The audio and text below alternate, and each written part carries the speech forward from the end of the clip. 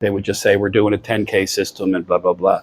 We like to list what we're going to use just because we think it's better to do it that way. It's more transparent. However, we're probably going to add to the language that we're going to use an REC panel or the equivalent, because there have been times where we just can't get it, or the pricing is such that, well, if we have to honor the contract, if no matter what happens to the price, but it could be just a supply constraint that we just can't get the panel anymore.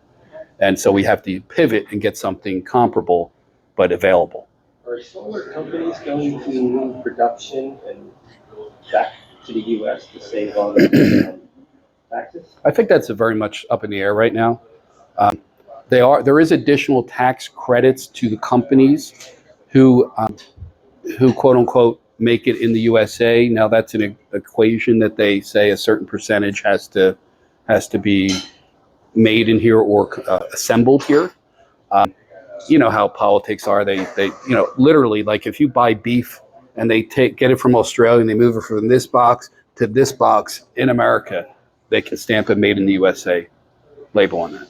So what does it really mean? I don't know, but there is an additional 10% tax credit, not to residents, but to the companies that meet that threshold. What it is, I don't know.